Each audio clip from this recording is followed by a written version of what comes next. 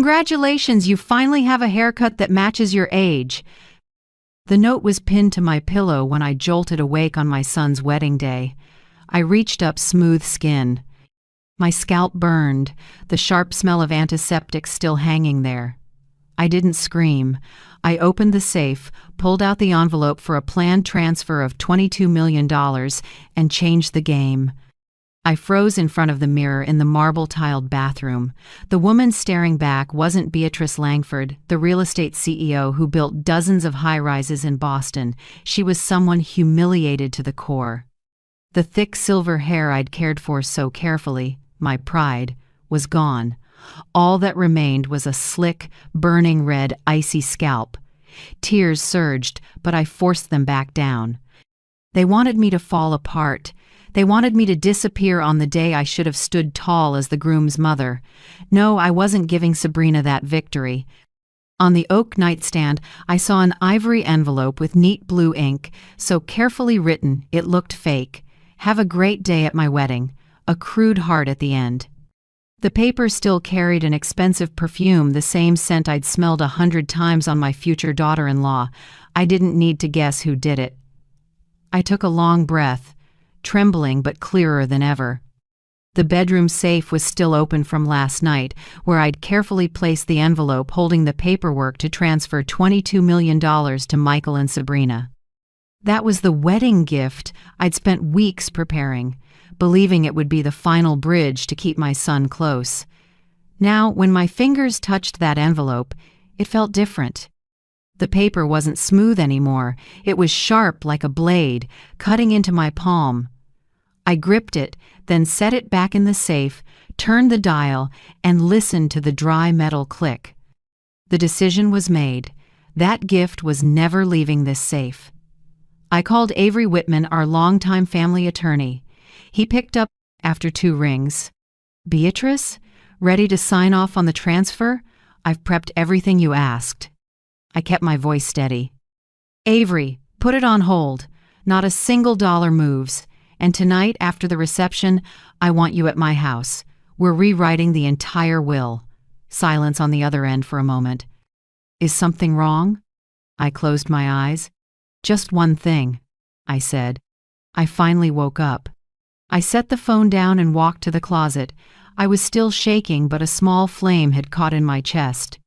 Sabrina might have shaved my head, but she couldn't strip away the pride and will I'd honed for decades. I pulled a navy silk dress off the hanger, the one I bought myself for my birthday after closing a 30-story tower deal in downtown Boston. I smoothed the cool fabric and remembered that feeling of victory. I knew I'd need it today, not just as a dress, but as armor. The landline rang. I jumped. Not Michael, not Sabrina. It was Lucia, my hairstylist of over 20 years. My throat tightened, but I kept even. Lucia, I need you right now. Bring the best wig you have. No one can know. She didn't pry. She only whispered, I'll be there in 20 minutes. While I waited, I sat in the armchair by the window and looked out at the yard under the first snow. White flakes drifted down, covering every branch, every red brick path I'd walked thousands of times. Memories crashed in. The day I became a widow at 32.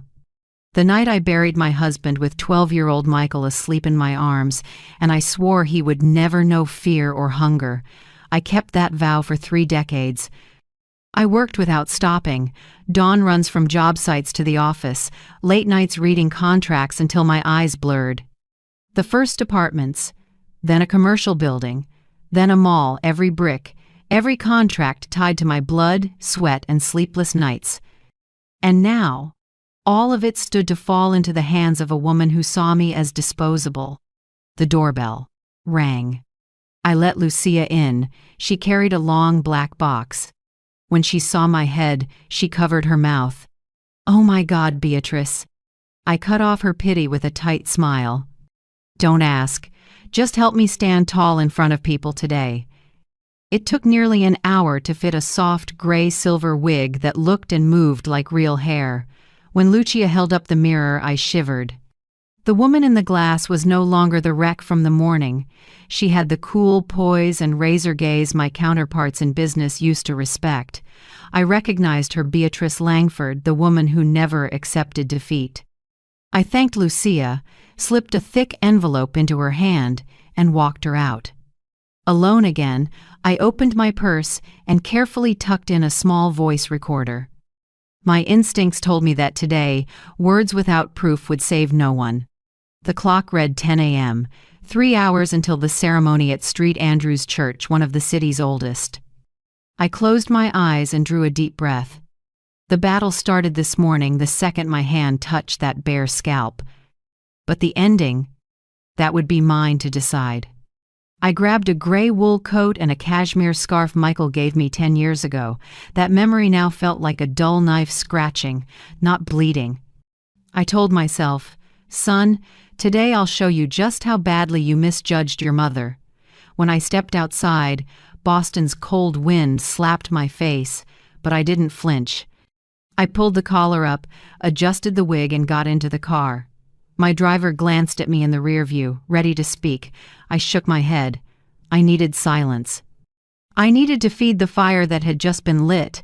On the way to the church, I watched people through the window, couples holding hands, families guiding small children across the street. I wondered how many of them had been betrayed by the very people they trusted most, how many had been forced to choose between love and self-respect. I knew today I wasn't fighting only for myself, but for the countless mothers used by their own children, with motherhood thrown back at them as a demand. The car stopped at the church gates. I pressed a hand to my chest and felt a strange calm, not trembling, strength rising.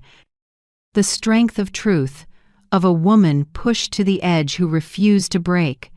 I opened the door, stepped out, and smiled. That smile wasn't for the crowd, or for Michael or Sabrina.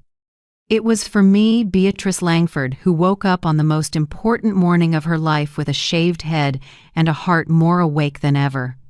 I sat on the cold pew, looking up at the stained glass flickering with light, and memories rolled in. While the staff rushed flowers and candles into place, my mind slipped back to where it all began: love, loss, and the grit to build a life from nothing. I remember the day it all changed at 32. They handed me my husband Richard's death certificate, sudden heart attack on the highway. I was stunned. One minute we were talking about expanding our little office, the next I was frozen in a hospital corridor, palms over my face, hearing my 12-year-old ask, "Mom, where's Dad?" I had no answer. I pulled Michael in, held him, and silently swore he would never lack for anything. We went back to our small house outside Boston. That night I sat in an old armchair for hours, watched Michael asleep on the sofa, his young face still streaked with tears. In the dark, I understood. From now on, the weight was mine. No Richard to split bills, no shoulder to lean on. Just me and a boy who didn't yet know how to knot a tie for his school uniform. The next morning, as the sun lifted over the horizon, I put on a thin sweater, tied my hair back, and started my new job. Widowed mother turned accidental businesswoman. I had no capital, no specialized knowledge, but I had one thing I knew: I had to survive. I learned to read financial statements like a foreign language, spent hours at the public library studying real estate, land use, property management. At first the numbers spun in my head, but page by page, hope-open knowledge would be the sharp knife protecting us from poverty. Those first years were brutal. I worked from 5 a.m. until late at night. Days knocking on doors of tired old houses, pitching low-cost brokerage work. Nights bent over notes, learning market analysis, price comps, cold calling leads. Some nights I cried after another rejection, then got up at dawn to make Michael breakfast and drive him to school. I went hungry many days to save for his new math books. When he asked, "Mom, why aren't you eating with me?" I smiled. "I already ate. You go ahead." He believed me, and I doubled down. I wanted him to grow up feeling secure, not like me as a child, digging through empty cupboards for the last stale roll. 3 years later, I bought my first duplex. I remember signing the papers, my hand shaking so badly I could barely hold the pen. When I put the pen down, a new door opened. From there, it was brick by brick, unit by unit, building by building. The Langford real estate footprint started with freezing morning walks to a broker's office, hoarse throat calls, and nights lit by a desk lamp over burning eyes. Michael was different. He saw results, not the process. At 18, he was used to a new car, tuition paid, never thinking about the price of a shirt. I'd raised him like a prince and forgot to teach the prince how to wield a sword. On his college graduation day, I watched him stride across the stage, robe billowing. I thought I'd done it, turned a fatherless boy into a successful man, but deep in his eyes I saw something familiar, not gratitude, entitlement. At 25, he came to me, calm as could be. "Mom, I want my own condo. You'll cover the down payment, right?" I nodded, wrote the check, asked no questions. Not the first ask and not the last. At 30, he brought Sabrina home and said flatly, "We want to do Europe nice and luxe. You'll take care of it, right?" Not a request, an order with a smile. I'd spoiled my son. I thought I was making up for losing his father too soon. In truth, I was teaching him to treat a mother's love like an endless bank. I realized too late, then Sabrina arrived and made it worse. From day one, I felt the chill in her eyes. Smooth talker, good at charming a room with travel stories, fashion, career plans. But when she looked at me, it was scrutiny. No interest in the woman who'd raised Michael. I let it slide, telling myself time would soften things. Instead, I was pushed to the margins. At family dinners, she tossed light jabs. "Mrs. Langford, don't you think that color ages you? Maybe try something fresher." Michael just laughed, nodding along like a shadow. I sat there with my salad, forcing a smile to keep the table from turning into a battlefield. Each time, another scar etched into my heart. I kept handing over money and kept my mouth shut because I was afraid of one thing: losing my son. I believed that if I was more generous, if I gave them more, maybe Michael would remember a mother's love. That's why I prepared the massive wedding gift, $22 million. To me, it was the last key, the hope of keeping me connected to Michael and helping Sabrina see I wasn't an obstacle but an ally. But this morning shattered that illusion. The shaved hair, the mocking note, everything hit like a slap that woke me up. Suddenly I could see clearly. For years I'd traded my health, youth, and self-respect to hold on to a bond that was already rotten. Sitting in the church, listening to the choir rehearse, I lightly touched the wig on my head. It was soft, hiding an ugly truth, but underneath I knew my scalp still burned. That wound was my life in miniature. A shiny surface of success with tears inside left by the people I loved most. I drew a deep breath. Only one question remained. Would I let them keep defining my worth, or would I stand up and define myself? I stayed on the dark wooden pew a moment longer, gripping an old hymnal. The chill of Street Andrews seeped through every crack, into my skin, making me shiver. On the main altar, helpers were lighting candles, their gold glow trembling up the high-arched ceiling. Everything looked beautiful, solemn, just as Sabrina wanted. But to me, that reverence was only the backdrop for a carefully staged farce. I stood and stepped into the side hall. My heels clicked softly on the stone, blending with the bridesmaids' whispers ahead. I meant to step outside for air, but then I froze. In the quiet, a familiar voice came low and urgent. It was Michael. I pressed against a large stone column carved with classical patterns, forcing my breathing to slow. My son's voice carried in a hushed echo, each word slicing the space. "Tessa, no, don't show up here now. I told you. Just wait until after the ceremony." That name stabbed my chest. Tessa Park. I'd seen her many times at Michael's office, the young secretary with quick eyes and a bright smile. I used to think she was just a dedicated assistant. Now, everything was clear as day. Michael went on, voice dropping to a whisper into the phone. After I get that money from my mother, everything will change. We won't have to hide anymore, won't have to sneak around. Just be patient a little longer." I let the hymnal fall to my lap, my hands shaking hard. Each word hit my ears like a cold blade. That money, he meant, was the wedding gift I'd planned? $22 million, the work of my lifetime, suddenly turned into a ticket for my son to run off with his mistress while he was still about to marry Sabrina. I tilted my head, heart pounding. Michael's voice came again, heavier. "You know how my mother Island, she always wants to please me, always afraid I'll go without. As soon as she signs this afternoon, we'll have it all.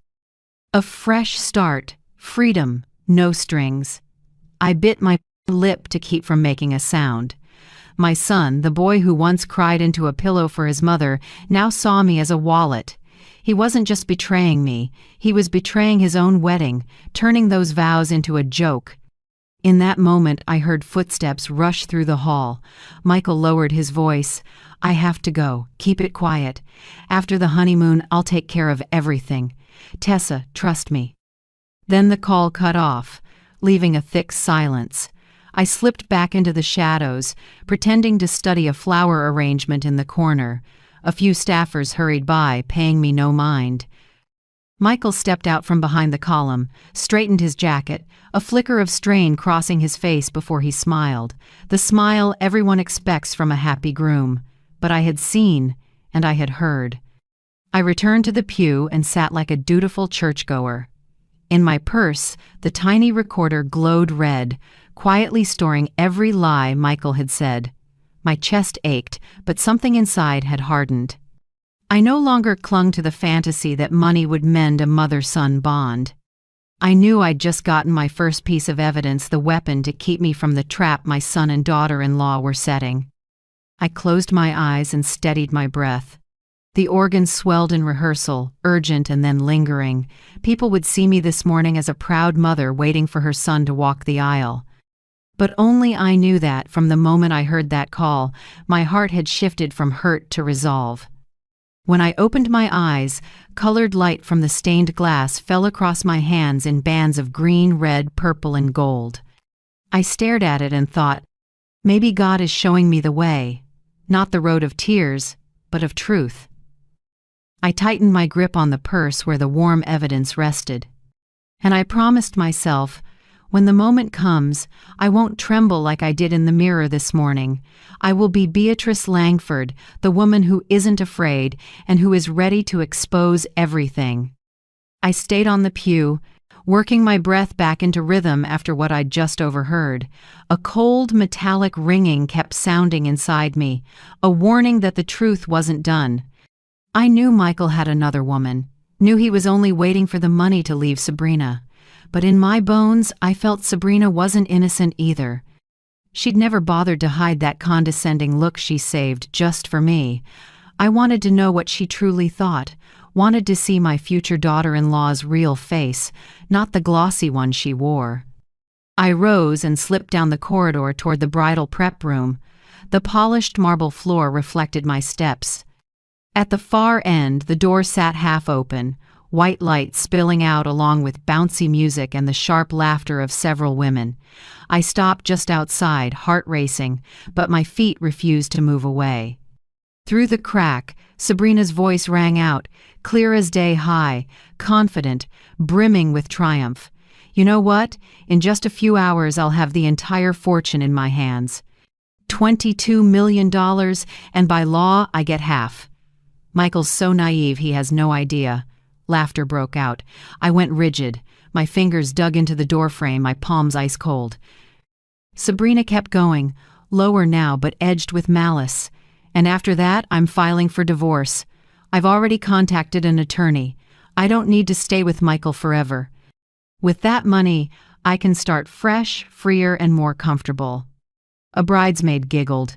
"What about the mother-in-law? She's a handful, acts like the house is hers." Sabrina dropped her voice, cold as ice. "Don't worry. Once the money's in, I'll push Michael to put her in a high-end nursing home. Park her there, let someone else handle her. Once she's out of the house and the company, she won't have a say in anything." The room burst into shrill laughter, crisp as blades slicing my skin. I shook all over, but not from fear. It was anger, rising from the marrow, a firestorm burning away the weakness of my morning. I stood there, frozen, until I realized I was crushing the recorder in my purse. The red light kept blinking, faithfully catching every word, every bitter laugh. I closed my eyes for a second and knew I'd just gripped a double-edged knife. One edge to protect, the other to strike back. I eased away without a sound. My heart hammered like it would explode, but my steps held steady. I knew if I stayed 1 minute longer, I'd charge in and scream in Sabrina's face. I didn't. Life had taught me enough. Big battles aren't won by hot anger, but by patience and planning. Back in the main sanctuary, no one noticed I'd been gone. Guests were gathering. Chatter filled the air. I smiled and greeted them, burying the storm twisting inside me. In the colored glass, I caught my reflection, a silver-haired woman in a navy dress, deep red lipstick. No one knew that only a few steps away, I'd just heard my future daughter-in-law call me an old woman who needs to be locked away. I sat, hands loosely folded. Inside my purse, the recording had become a living piece of proof. I pictured it playing for the crowd, Sabrina's smug laughter echoing, her face going pale as she realized everything was out. The thought gave me an odd, cooling calm. Sabrina wanted me erased, tucked away in some distant nursing home. Michael wanted to drain the money and run with his lover. Both thought I was weak, old, easily beaten. But that contempt gave me strength. I would turn their trap into my launch pad. In that instant, I knew the morning's humiliation had become a pivot point. From the shaved scalp, the spiteful note, the false vows I overheard behind the column, to the vicious laughter in the bridal room, together they formed an indictment I didn't need to add a single word to.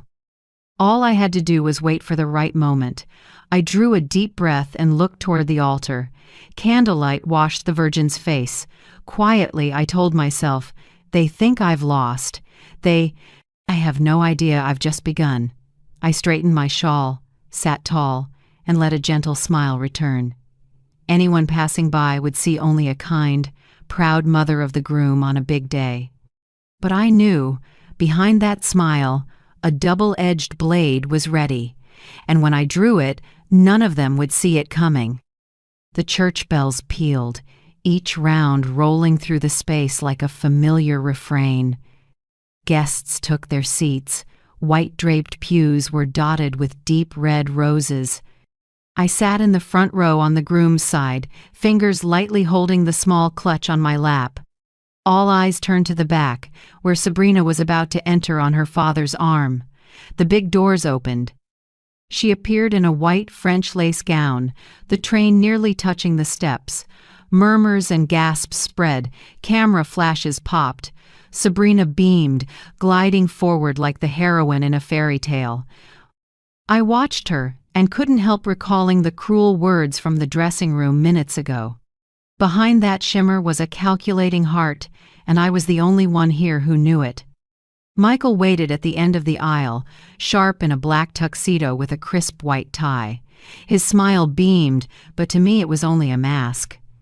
I heard his whisper on the phone in my head, "After I get that money from my mother, everything will change." The image of the boy who once gripped my hand, shaky on toddler legs, was gone. In front of me stood a man who'd sold off both conscience and kinship. The ceremony began. The priest's opening words were steady and solemn, echoing under the high vault. I tried to focus, but every "marriage is a sacred union" landed like a taunt. I glanced around, teary eyes, tender smiles, people sure they were witnessing true love. Only I knew they were watching a carefully staged production. When it came time for the vows, Michael turned to Sabrina, his voice low and steady. "I promise to love you, respect you, share every joy and sorrow with you, and be by your side for life." I bit my lip and listened, every word carved into the morning's memory like a blade. He promised fidelity, yet just hours earlier he'd been whispering to another woman. He promised a future together, while planning in his head to leave his wife once he got the money. Then it was Sabrina's turn. She lifted her face, eyes shining as if full of love. "I promise to stand by you, care for you, face every challenge together, and keep this love forever." I almost laughed. Her vows were pretty as a poem, but in my head I still heard the chill of her words, "I'll file for divorce." After that, the mother-in-law goes to a nursing home. That scheming tone and her glowing face were so opposite it made my skin crawl. When the priest asked, "Does anyone object to this marriage?" For a second I wanted to stand and shout that the whole ceremony was a lie, but I clenched my hands and held back. Not yet. The trap I'd set needed time, and that big audience was exactly the witness I wanted when the truth came out. I took a deep breath and gave a faint smile, the kind a mother would wear on a big day. Finally, the bells rang bright, and the priest declared them husband and wife. Michael leaned down to kiss Sabrina, and the church burst into applause. I clapped too slow, firm, smiling the whole time. On the outside, I looked like any proud mother. Inside, every round of applause only confirmed it. Everything I'd just seen was an empty show. As the couple turned to walk out to the cheerful music, I rose and followed, my eyes on the white train and the glossy tuxedo. They thought they'd already won, that I was just a mother pushed aside. But I knew this. The more perfect this ceremony looked, the harder their fall would be. I brushed my hand over my purse, where the recorder was safe. The evidence was enough to expose it all. I pictured Michael's face when he realized he'd been found out, Sabrina's panic when she heard her own voice ring out before a crowd. A strange calm settled over me. People poured out of the church toward the lavishly decorated reception hall. White flowers stretched everywhere. Champagne sparkled. Music pulsed. Guests laughed, toasted, raised their glasses. I moved among them, composed, smiling as I greeted familiar faces. No one saw that behind my calm mask, I was holding a storm ready to break. In my head, every step was set. I'd wait until the room drew together, until everyone lifted their glasses to listen to me speak. Then the lies would be dragged into the light, and no one could deny them. I took my seat at the front table under warm golden lights and quietly watched Michael and Sabrina sit side by side, holding hands, smiling at guests. It moved many people. To me, it was just makeup and masks covering rot. I breathed in, slow and deep, and told myself, let them enjoy their last moments of glory. After that, the stage is mine. The music softened, and the murmur of conversation faded. The chandelier lights pooled into a bright circle over the head table where Michael and Sabrina Saturday. My son grinned wide, his face flushed from wine and self-satisfaction. Sabrina matched him, glowing like a bride who had just grabbed her dream. The MC gently announced, "And now please welcome Beatrice, the groom's mother, to share a few words on this special day." Heads turned, expectant eyes landed on me. My heart tightened for a beat, then steadied.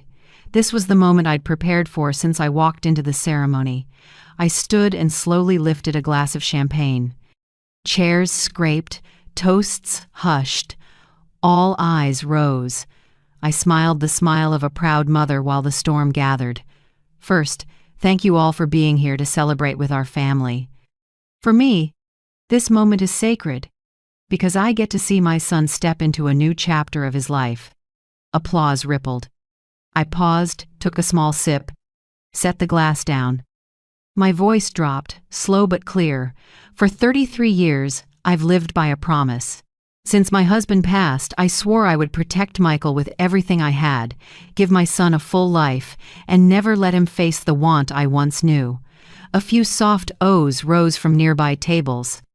Some older guests nodded, warm-eyed. I let it sit, then continued, and today I plan to give my son and his new wife a wedding gift, a substantial one. $22 million, the savings of my lifetime, the result of decades of work. The room stirred. I heard the surprised murmurs, a few gasps.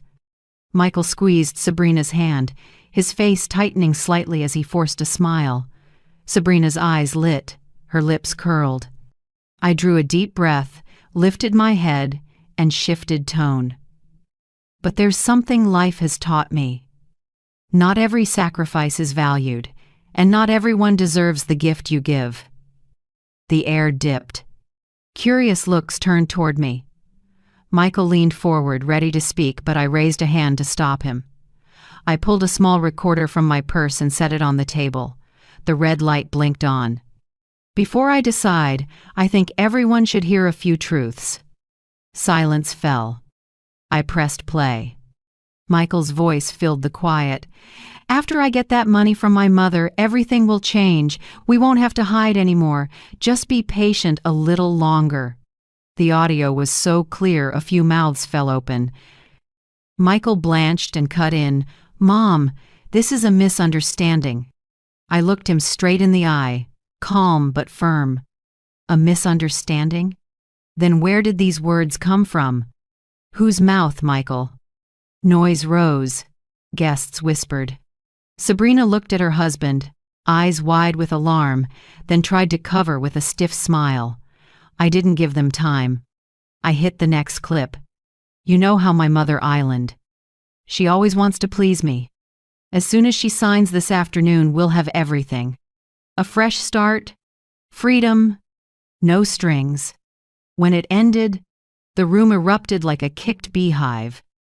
Michael stammered, sprang up. It was just a joke. Don't take it the wrong way." I narrowed my eyes, cutting through him. "A joke? Joking about betraying a marriage? Joking about treating your mother like a wallet?"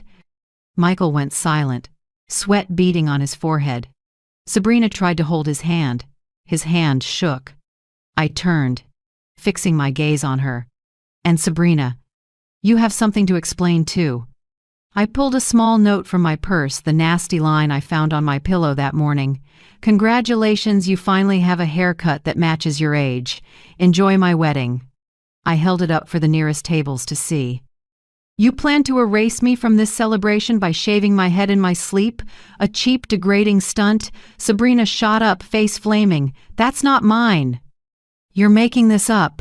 I smiled. "Cool, really? Then why did you brag in the bridal room at noon that you'd divorce in a few months and take half the money? I heard everything. And I have witnesses if needed." The room froze.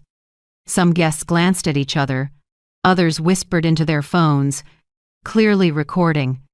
Sabrina's face went white, her lips trembling without sound. I let the silence stretch, then slowly raised my glass. "So, I'm canceling the $22 million gift.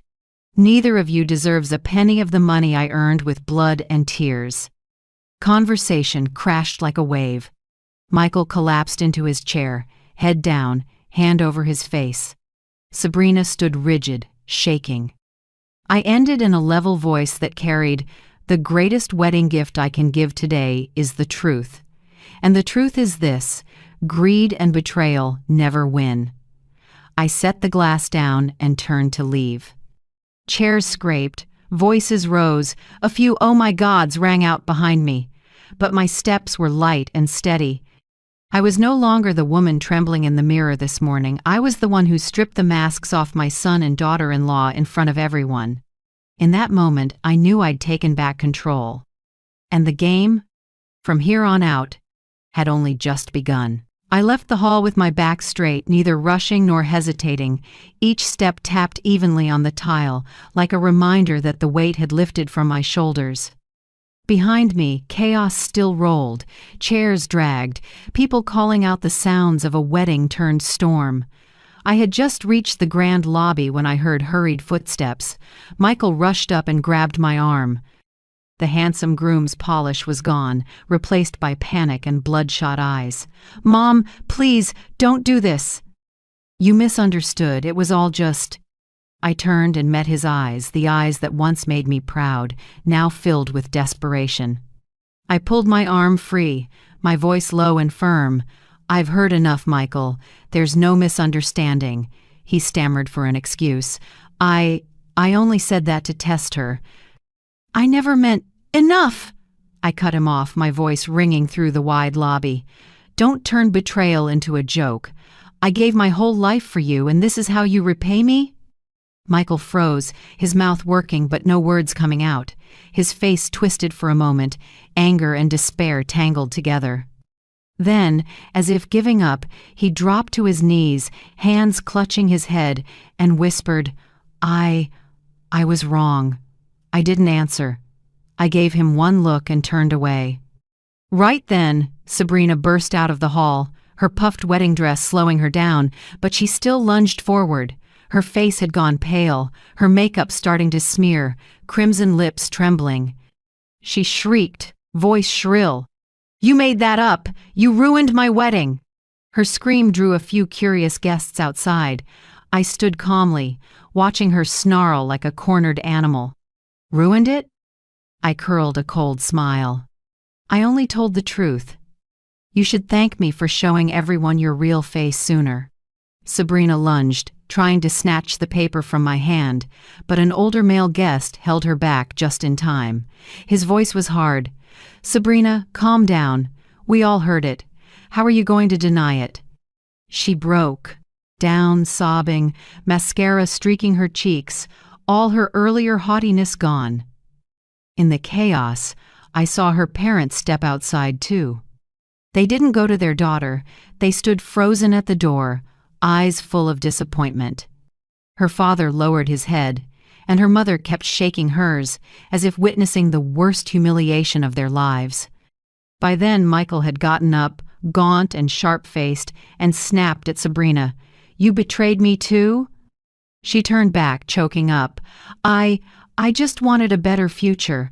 Her weak excuses sank under the guests' angry whispers.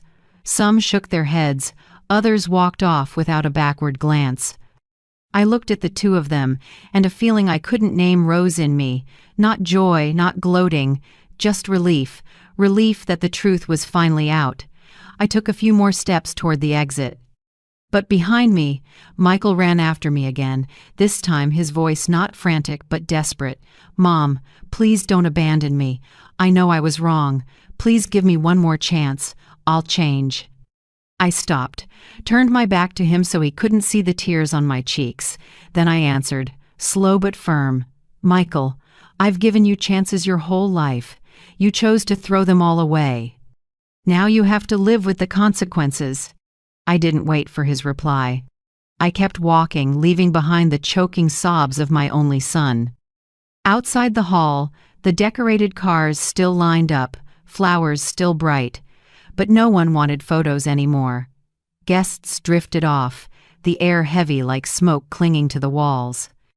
I could feel it, this dream wedding had collapsed in just a few minutes. An old friend, Helen, hurried after me and took my hand. She whispered, Beatrice, you did the right thing. They needed to be exposed. I nodded lightly and said nothing more. Back in the car, I settled into the back seat and looked through the window. In a final glimpse, I saw Michael standing stunned in the lobby while Sabrina sobbed and shoved at people. The scene looked like a warped painting of wedded bliss. I closed my eyes and told myself that today's storm was only the beginning. I knew the aftershocks would keep coming. They would come to me begging or raging. But I was ready now. I wasn't the soft mother anymore. I was Beatrice Langford, and I'd decided to step out of the spiral of lies. The next morning I woke as pale sunlight slipped through my bedroom curtains. No more wedding clamor, no more of Michael's breathless pleading or Sabrina's furious wailing. Only quiet, and inside me, a resolve clearer than ever. I brewed a pot of coffee and poured it into my favorite white china mug with the rose print. As the warm scent filled the kitchen, I sat down and pulled out an old notebook. I opened to the first page, crammed with financial plans and figures I once treated as proof of a lifetime of sacrifice for family. But today, I took a red pen and crossed out every line, every allocation for Michael. In that moment, I realized that money, no matter how much, turns into a weapon against you when you give it to the wrong person. I had raised a dependent man who never learned to stand on his own, and now he was willing to sell out his own mother for a fake freedom. That painful truth snapped me awake, and I knew I had to act before it was too late. I called my trusted attorney, Richard Cole, who'd stood with me through real estate deals for 2 decades. His warm, deep voice carried a hint of surprise at a Sunday morning call. "Good morning, Mrs. Beatrice. I thought you'd be resting after the wedding yesterday." I gave a thin smile and said, "Yes, Richard. Yesterday was memorable, to say the least, and because of it, I want to see you today. We need to change the entire will and the transfer documents. No delays." He was quiet for a few seconds, then answered firmly, "I'll head to the office now. Can you meet me at 10 o'clock? I nodded, feeling light as if a stone had been lifted off my chest. Richard's law office sits in a red brick building downtown, about a 15-minute drive from my house. When I walked in, he was already seated, silver frames slipping down his nose, a thick file set neatly on the desk. He looked at me with sympathetic eyes. "I've heard bits about the ceremony. Sounds like you faced a major shock." I let out a long breath, then gave him a brief rundown. The shaved head, the nasty note, Michael's phone call to his lover, Sabrina's venom in the bridal room. Richard listened without interrupting, only nodding now and then. When I finished, he closed the file, face grave. "I understand. And you were right to call me. First order of business is the will. Michael will no longer be an heir. Do you want to leave anything to any other family member?" I shook my head. "No. I want everything moved to a charity fund, supporting widows and single mothers starting businesses. They truly know the value of money and they need it to rebuild." Richard jotted notes quickly, then asked, "What about the trust you set up for Michael?" I sat up straight, voice firm. "Terminate it. I want to shut off every pipeline. Not a single dollar goes to him or Sabrina." Over the next few hours, we combed through every contract and clause. I signed the new pages, feeling like I was closing an old door and opening a brighter one. Each stroke of the pen was a cut, severing Michael's dependence on me. When I signed the last document, I leaned back and took a deep breath. I felt released, as if my blood finally flowed freely again after years of being pinned down. Richard gave me a small smile. "I know this wasn't easy, but sometimes freedom comes from drawing a hard line. Mrs. Beatrice, you just did the most important thing for the rest of your life." I nodded, gratitude filling me. Back home, I walked into the living room and looked around at the paintings on the walls and the family photos from when Michael was little. For years, I kept them as proof of motherhood and sacrifice. But now I understood. Keeping them out didn't matter anymore. I wasn't erasing memories, but I wouldn't let them bind me either. I opened the safe, took out savings books and company share documents, and filed them neatly into a separate cabinet. I labeled it clearly, Freedom Fund. 3 simple words with the weight of a vow. From now on, money would no longer be the chain tying me to people who don't deserve it. It would be a tool for me and for those who truly need help. That evening, I sat on the porch, listening to waves thud in the distance. A glass of red wine glowed on the table. I looked up at a sky full of stars and felt the cool breeze pass over my scalp, where a fine layer of new hair was beginning to grow. I smiled. My reflection in the glass door no longer hurt. It felt like a symbol of a beginning. My phone rang nonstop. Michael, Sabrina, unknown numbers I guessed were relatives. I silenced it and let the screen light and go dark. My decision was made. From now on, I am no one's bank. A calm rose inside me. I knew there were more storms ahead. Michael wouldn't let go easily. Sabrina would try to maneuver. But this time, I was ready. I had the law on my side, evidence in my hand, and most of all, a new faith in myself. I took a sip of wine and whispered, "Freedom finally found me." Those first days after rewriting the will, I lived in a strange quiet. The big house, once echoing with Michael's footsteps or Sabrina's shrill laugh, held only the ticking clock and the wind slipping through the window. Instead of emptiness, I felt a rare peace. I began to rearrange my life. Financial files went into cabinets, long dusty family photos came down from the shelves. I didn't throw them out. I packed them carefully into a large box and stored it deep in the closet. I needed new space for myself. All this time, I'd been the manager, the sacrificer, the protector.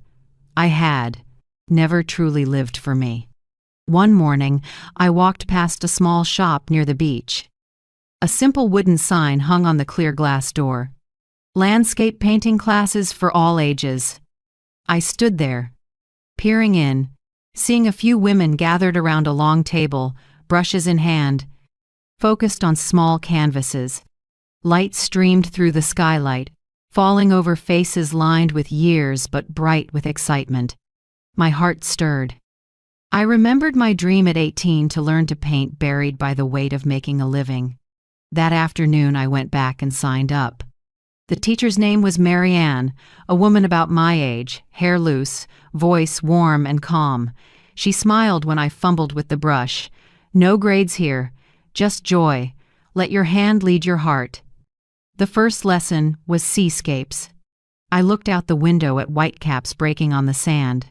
I laid my first stroke on the canvas, shy as if learning to write again. Then, patches of blue and silvery gray began to appear. The smell of oil paint, the feel of bristles sliding across rough fabric, it all made me feel like a child discovering the world. When I finished my first painting, awkward as it was, my eyes stung with tears. I had given myself permission to live and breathe in a new way. From then on, I went every week. I got to know other women, most of whom had weathered loss. Some were widows, some estranged from their children, others fighting illness. We sat side by side, painting and talking, like threads of different colors weaving a new cloth. I didn't feel alone anymore. Outside of class, I often carried a folding chair to the beach near my house. In the mornings, the sea was glassy blue.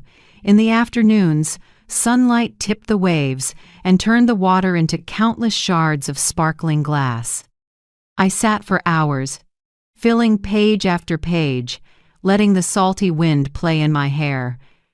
The ocean never bored me, every day a new face, every moment a different shade. Like me relearning myself, changing day by day. In class, I grew especially close to a man named Samuel. He was a few years older than me, salt and pepper hair, tall and lean. He had been a structural engineer, retired early after his wife died of cancer. He chose painting to fill the emptiness. I remember the first time we sat together. He tilted his head and smiled. "I'm not good at painting, but I'm great at ruining a canvas. That's why I sit near someone who can inspire me." I laughed. That simple line eased my heart. From then on, we traded tips on color and mixing paint. One day, I smeared a corner of my canvas by accident. Samuel leaned over. "Don't worry. Mistakes can become the focal point. My life is proof." We laughed, and in that laughter, I realized it had been a long time since my heart felt that light. After class, Samuel often walked with me to the beach. We talked about the past, our children, and lonely days. He didn't pry or judge. He just listened with quiet respect. Once, I blurted out the story of Michael and Sabrina, the hurt I'd just been through. I worried he'd be shocked or pity me, but Samuel only nodded. "I get it. Losing trust in family can hurt more than losing money, but you're standing here, that means you chose to move forward. That's worth more than any amount of money." My throat tightened. No flowery comfort, just one short sentence, and I felt seen. Little by little, I found myself again. I no longer woke up, worried about what my son needed or what my daughter-in-law would criticize. I woke to choose a new palette, to walk on the sand, to hear Samuel talk about a project he once designed. I realized life after 65 isn't an ending, it can be a beginning. One evening, as a fiery sunset spread across the horizon, I set my brush down and looked at the painting I'd just finished. In it, the sea stretched wide, the sky glowed, and in the right corner I painted a woman standing tall, silver hair blowing in the wind. That was me, but not the fragile, dependent Beatrice. It was the new Beatrice, free, at ease, smiling at her own reflection. I understood then. Art didn't just pull me out of the dark, it gave me a mirror for my soul. With the ocean, the colors, and a friend who knew how to listen, I'd begun the journey back to myself. A journey I once never dared to imagine. One early fall afternoon, coming home from class with beach sand still clinging to my shoes, I saw a familiar car by my gate, Michael's. The door was cracked open and he was in the driver's seat, looking defeated, a far cry from the polished groom he once was. I sighed, my hand pausing on the latch. I knew this moment would come sooner or later, our final confrontation. When Michael saw me, he hurried out. His eyes were hollow, dark circles stark on his face. He came closer, voice shaking. "Mom, please let me talk to you, just once." I stayed quiet, opened the gate, and motioned him into the living room. The room glowed with late afternoon light, my seascapes on the walls. Michael sat on the sofa, hands clenched together, trembling. I sat across from him, a careful distance between us, my gaze steady. He stared at the floor. "I've lost everything, Mom." Sabrina left. The company I invested in went under. Friends disappeared. I have nothing left. I listened, a mix of pity, anger, and exhaustion rising in me. I asked, calm but clear, "So what are you here to ask me for today?" Michael looked up, eyes red. "Not money. I know you won't give it anymore. I want your forgiveness. I can't sleep, Mom. Your voice from that night keeps echoing in my head. I feel awful." I studied his face for a few seconds, lines of fatigue, eyes that once shone with pride now dulled. I said slowly, "Michael, forgiveness doesn't mean everything goes back to the way it was. Forgiveness is for my peace, not so you can lean on me and depend on me again." He broke down crying, the heavy, sad sound of a grown man. He dropped to his knees and took my hand. "Mom, I'm sorry. I don't know why I was so blind. I'll change. I'll start over, if you'll give me a chance to stand by you." I pulled my hand back, gentle but firm. I shook my head. "Michael, you're my son. That will never change. But the bond of money, of expectations, of unconditional sacrifice that's broken. I'm not your life raft anymore. If you want to start over, you have to stand up on your own." His eyes drifted, like a man lost in a dark night without a path. I stood and walked to the window, looking out at the distant sea. The horizon burned red, the whitecaps rolled in. I turned back, voice resolute. "You know, I found myself again. Painting, the ocean, and new friends showed me I can live fully without anyone's approval or fake gratitude. You need to learn that for yourself." Michael stood, eyes wet, nodding weakly. He took a few steps toward the door, then stopped. "So, is this the last time I can see you?" I stepped closer, set my hand on his shoulder, light but steady. "No, I'm still your mother. But from now on, I open this door only when you come as a man who takes responsibility, not as a child who makes demands. The day you do that, you'll find I'm still here." He bit his lip, said nothing more, and left quietly. The door clicked shut, leaving me in the still room, honeyed sunlight spilling across the wall. I sat down and poured myself a cup of tea. My heart didn't feel completely light, but something was unmistakable. An invisible cord had been cut. I was no longer bound by the guilt of a mother's duty that chained me for years. Michael would answer for what he had done.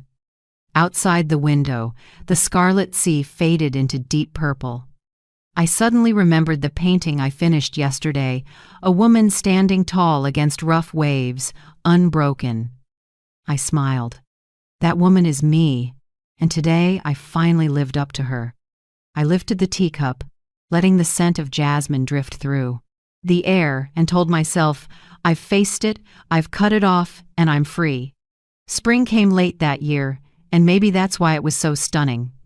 Along the road to the beach, rows of cherry trees burst open in the breeze, pale pink petals falling softly, dusting shoulders and footsteps.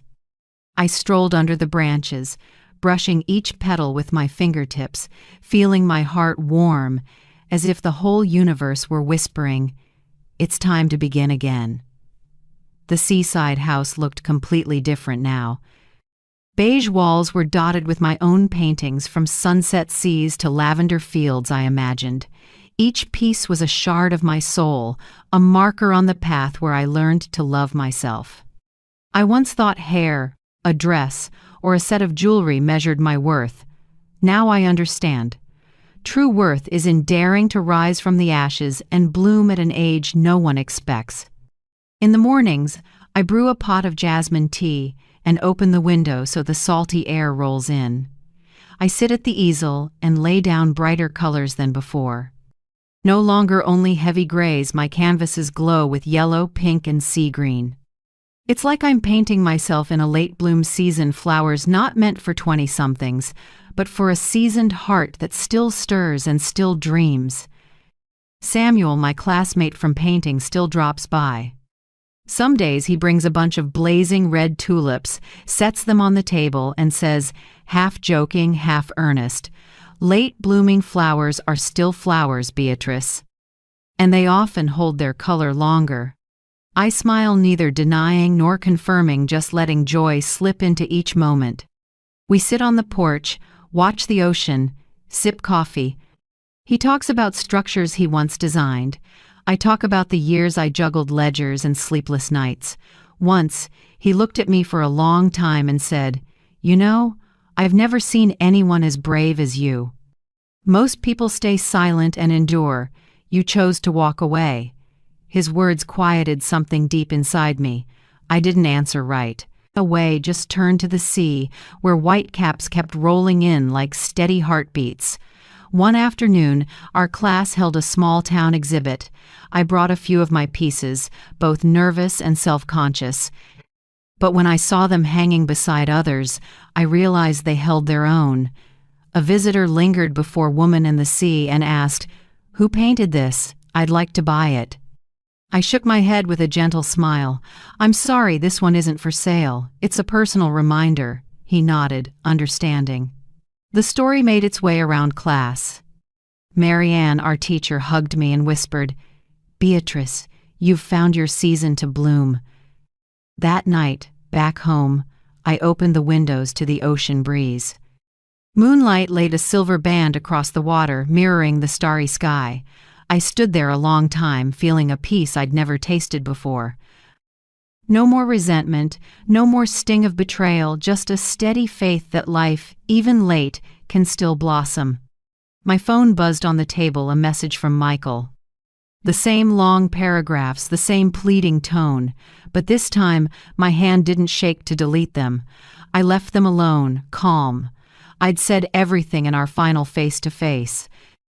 I didn't owe more explanations, and those bonds no longer held me. I set down my tea, picked up my brush, and painted a white flower opening in the night against a deep violet sky. A late bloom, but whole, and as I laid the final strokes, I knew I was painting my own heart, a heart scarred by hurt, yet patient enough to wait for its full bloom. I whispered, as if to myself, "My season has come late, but beautiful." I never imagined that at my age I could live an entirely different life. A life not revolving around checks, strained family dinners, or being crushed by responsibility.